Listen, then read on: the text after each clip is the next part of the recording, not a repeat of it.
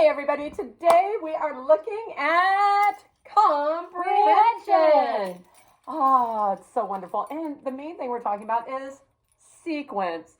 Now, you guys were working on that with your writing, because I know Miss Sakamoto, when she did her mini lesson with you, you talked about the sequence of events.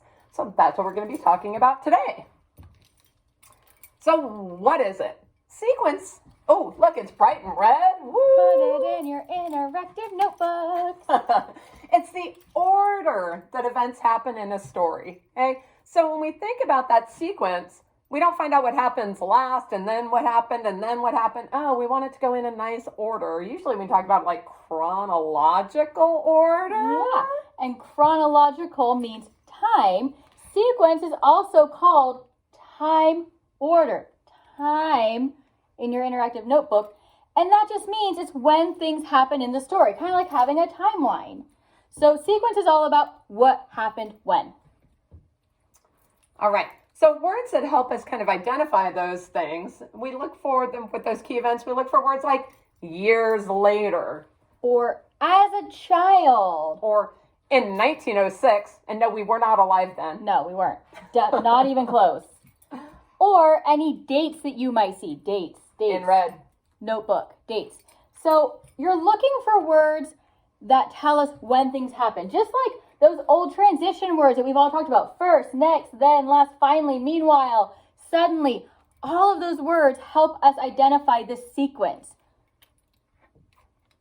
All right. And that sequence matters. Okay. So when we think about that, it helps us identify those key events or those important events in a story.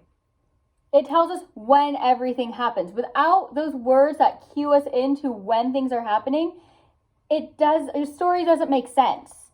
So, especially in this week's story, you're going to want to pay attention to those time order words and when things are happening. Because our genre this week is a biography. Ooh, nice. Ah. Bio meaning life, Yeah. right? And graphy meaning writing about. Writing about someone's life. Wait, in red. Red, biography. Add to your notebook. All right. All right. So biographies, of course, are the true story of someone's life written by someone else. Remember that difference. If I wrote one about me, it would be an autobiography. Auto meaning self, Right. bio meaning life, graphy meaning writing about your life. There you go. So if I want to write your biography, I'm writing about you. So, true story. Everything in a biography is going to be true. Nothing is made up. Right. It is a type of nonfiction.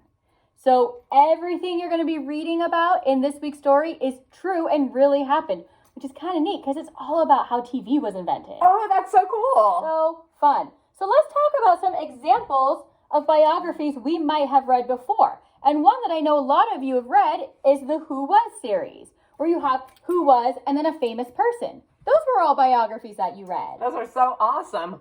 Oh, or Hidden Figures. I love Hidden Figures. Me too. And then a lot of you read I Am Malala. That's another biography. So any story you read that was a true story about someone's life is a biography. So I hope you enjoyed this week's story. Make sure you copy down things in your interactive notebook before you get started on your Things in Wonders. Awesome. See you later. Bye.